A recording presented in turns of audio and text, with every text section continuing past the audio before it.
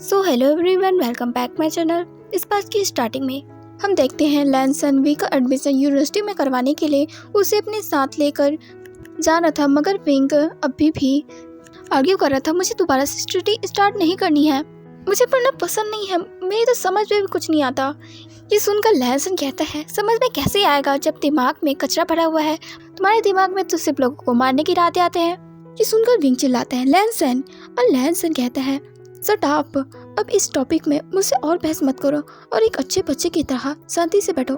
Wing मुंह बनाकर कहता है लैनसन, कम से कम तुम तो समझो, मैं अपनी स्टडी इस वक्त कैसे स्टार्ट कर सकता हूँ, और मैं स्टडी नहीं करना चाहता। Study is boring. तुम घर वालों के सामने कोई बहाना नहीं कर सकते क्या, जिससे मुझे फिर से स्टडी स्टार्ट करनी ना पड़े। या तो वी अपनी स्टडी फिर से स्टार्ट नहीं करना चाहता था, मगर जब मैंग्या को ये पता चलता है वी ने अपनी स्टडी कंप्लीट नहीं की है, तो वो वी को फोर्स करता है तो तुम्हें फिर से अपनी स्टडी स्टार्ट कर देनी चाहिए। और घर में सभी उसका साथ देते, तो ना चाहते वी को अपनी स्टडी स्टार्ट करने के लिए हामी भरनी पड़ती है। मगर वो लैनसन के साथ अभी भी आर्ग्यू कर रहा था और उससे कोई बहाना लगाने को कह रहा था, मगर लैनसन उसकी कुछ ना सुनते हुए उसकी एडमिशन करवा देता है। सारे प्रोसेस कंप्लीट करने के बाद वो विंग का फेस देखता है, जो काफी देखने लाया था। वो किसी छोटे बच्चे की तरह वो बना रहा था जिसे स्कूल ना जाना हो। लैनसन तब उसे यूनिवर्सिटी घुमाते हुए अपनी यूनिवर्सिटी टाइम की स्टोरी बताने लगा था। वो दोनों ऐसे ही एक दूसरे के साथ कैजुअल टॉकिंग कर रहे थे। अब तक वो एक दूसरे के बेहद करीब आ चुके थे और एक दूसरे के साथ काफी ओपन हो चुके थे।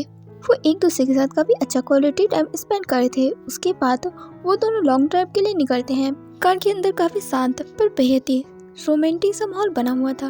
कार के अंदर रोमांटिक सॉन्ग की धुन में उन दोनों को ही काफी अच्छा एहसास हो रहा था। लैनसन के फेस में बहुत प्यारी सी स्माइल थी और विंग खिड़की से आती हुई बहती हवा को महसूस कर रहा था और पीछे जाती उन सभी ट्रेनों को देख रहा था। विंग लैनसन से कहता है, लैनसन तुमने मुझे अब तक नहीं बताया हम आखिर जा कहाँ रहे हैं। इस पर लैनसन कहता है, मैंने कहा ना, एक स्पेशल जगह है जो मैं तुम्हें दिखाना चाहता हूँ। फिर भी हम सिटी से काफी बाहर आ चुके हैं। इस पर लैनसन कहता है, हाँ क्योंकि वो जगह सिटी से बाहर है, क्योंकि वो एक हिडन प्लेस है। वो दोनों एक दूसरे के साथ ऐसे ही टॉकिंग कर रहे थे। इतने में एक कार उनकी कार को हिट करती है। वो दोनों ही शॉक्ड हो जाते हैं। लैनसन कार की स्पीड बढ़ाता है। वो कार उन्हें फॉलो कर रही थी। विंग कहता है, लैनसन मुझे कुछ ठीक नहीं लग रहा है, यहाँ कुछ तो गड़बड़ है। लैनसन सिर्फ नोट करते हैं। उसके माथे पर सिक्कर आ चुका था। वो कार की स्पीड को तेजी से इंक्रीज करता है। वो कार अभी भी उन्हें फॉलो कर रही थी और उनके ऊपर शूट होना स्टार्ट हो जाता है। वे एक इमरजेंसी कॉल डायल करता है। उस समय उनकी कार की टायर पे एक बुलेट आकर लग जाती है, जिसके कारण तो उनकी कार की टायर फट चुकी थी।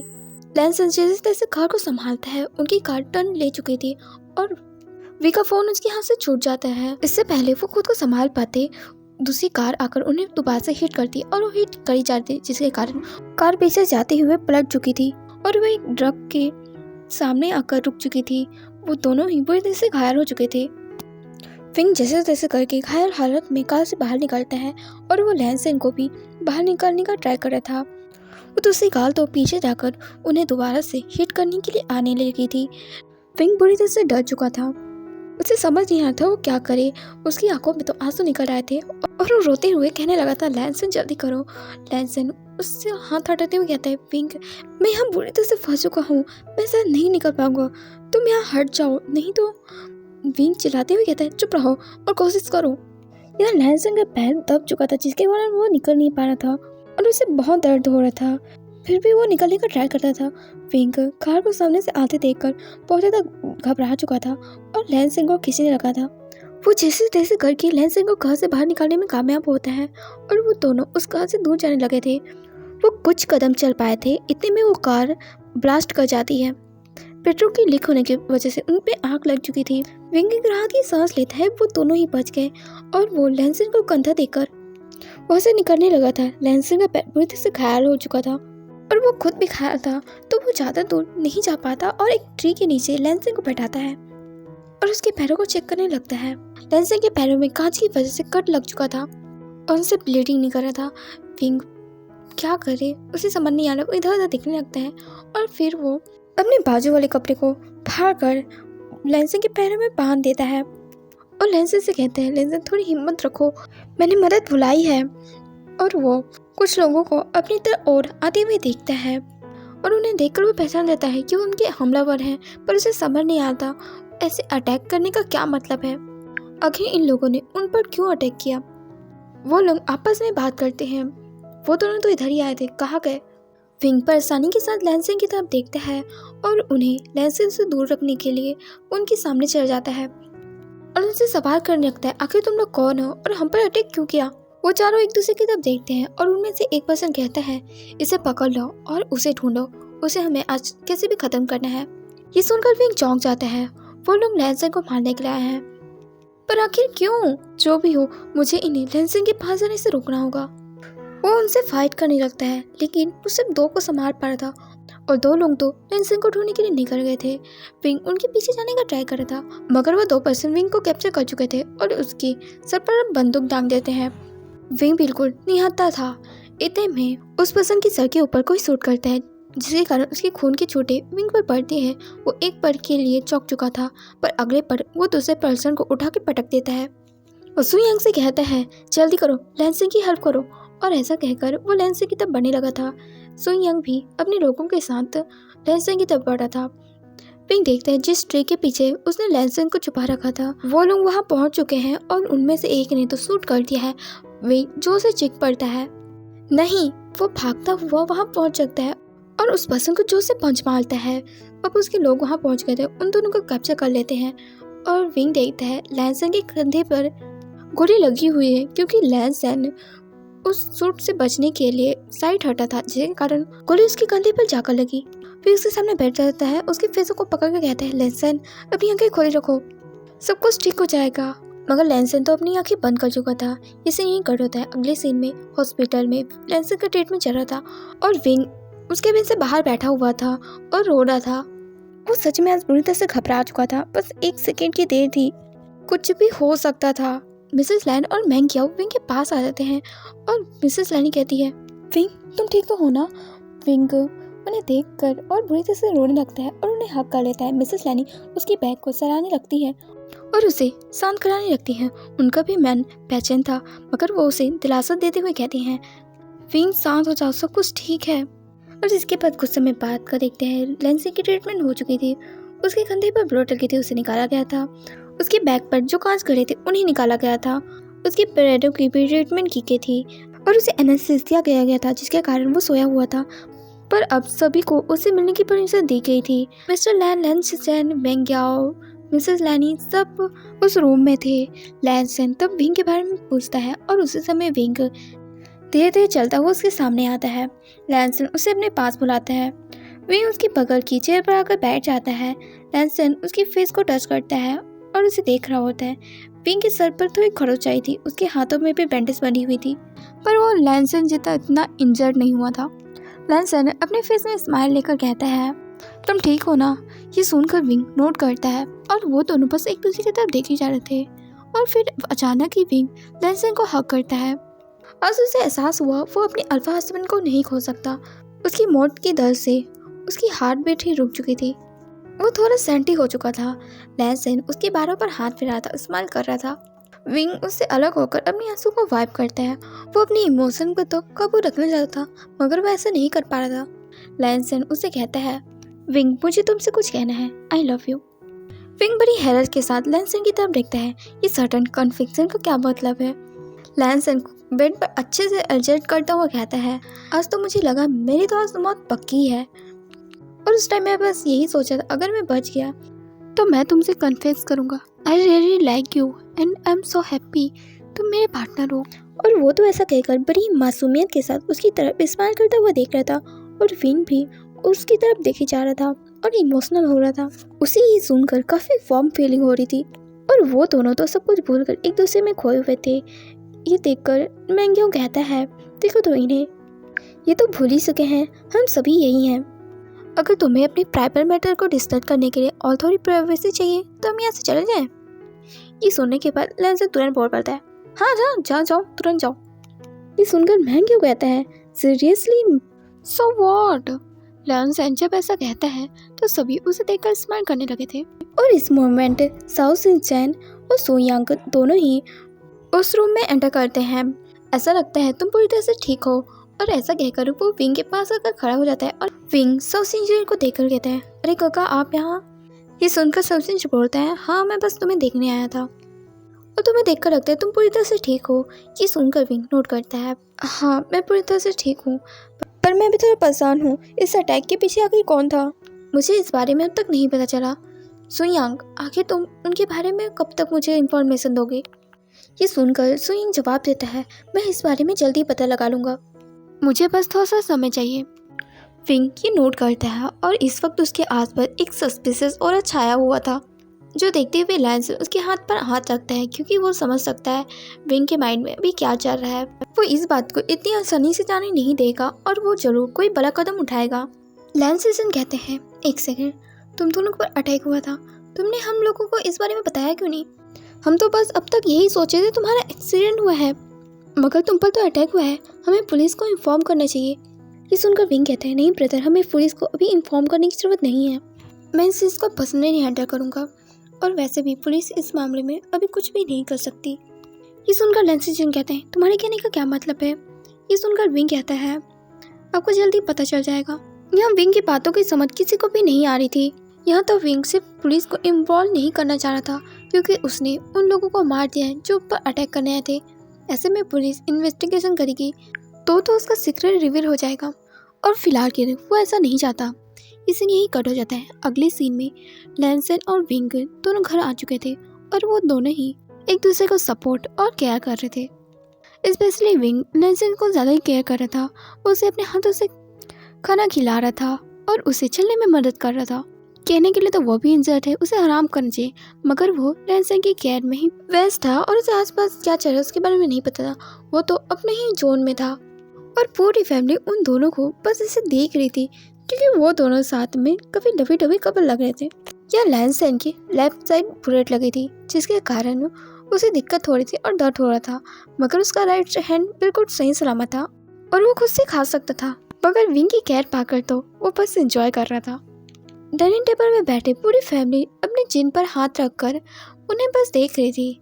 लैंसन को अच्छे से खिला लेने के बाद वो उसकी माउथ को क्लीन करता है और फिर वो जब सामने की तरफ देखता है और फिर पूरी फैमिली को उन्हें इस तरह से घूरते देखकर घबरा कर कहता है, आप सभी हमें इस तरह से क्यों देख रहे हैं। ये सुनकर मैंग बोल पड़ता है, हम बस ये देख रहे हैं तुम कैसे अपने हस्बैंड की कुछ ज़्यादा केयर कर रहे हो, तुम्हें पता है ना वो कुछ से खा सकता है, वो इतना भी इंसल्ट नहीं हुआ है, उसे बस एक मामूली सी बुलेट बस तो लगी है।